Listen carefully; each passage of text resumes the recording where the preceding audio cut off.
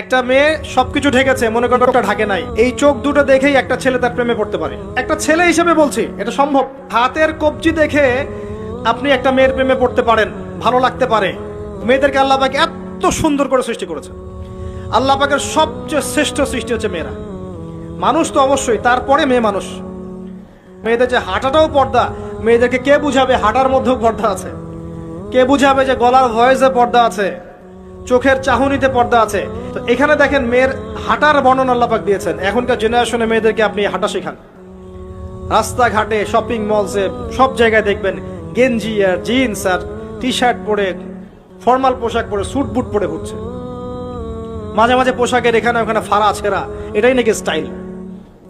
এমন পোশাক পরছে যেটা পরেও দেহের অঙ্গ প্রত্যঙ্গ বোঝা যাচ্ছে, এমন পোশাক পরছে যেটা বাহির থেকে ভিতরের অঙ্গ দেখা যাচ্ছে। অমুসলিমদের পোশাক পরছে, ছেলেদের পোশাক পরছে। একটা মেয়ে সবকিছু ঢেকেছে, মনে করেন একটা ঢাকে নাই। এই চোখ দুটো দেখেই একটা ছেলে তার প্রেমে পড়তে পারে। একটা ছেলে হিসেবে বলছি, এটা সম্ভব। হাতের কবজি দেখে আপনি একটা মেয়ের প্রেমে পড়তে পারেন, ভালো লাগতে পারে। মেয়েদেরকে আল্লাহ পাক এত সুন্দর করে সৃষ্টি করেছে।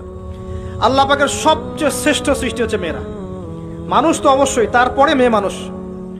মেয়েদের যে হাঁটাটাও পর্দা, মেয়েদেরকে কে বুঝাবে হাঁটার মধ্যেও পর্দা আছে? কে বুঝাবে যে গলার ভয়েসে পর্দা আছে, চোখের চাহনিতে পর্দা আছে? তো এখানে দেখেন মেয়ের হাঁটার বর্ণনা আল্লাহ পাক দিয়েছেন। এখনকার জেনারেশনে মেয়েদেরকে আপনি হাঁটা শেখান, রাস্তাঘাটে, শপিং মলসে, সব জায়গায় দেখবেন গেঞ্জি আর জিন্স আর টি শার্ট পরে, ফর্মাল পোশাক পরে, স্যুট বুট পরে ঘুরছে। মাঝে মাঝে পোশাকের এখানে ওখানে ফাড়া ছেঁড়া, এটাই নাকি স্টাইল। এমন পোশাক পরছে যেটা পরেও দেহের অঙ্গ প্রত্যঙ্গ বোঝা যাচ্ছে, এমন পোশাক পরছে যেটা বাহির থেকে ভিতরের অঙ্গ দেখা যাচ্ছে। অমুসলিমদের পোশাক পরছে, ছেলেদের পোশাক পরছে।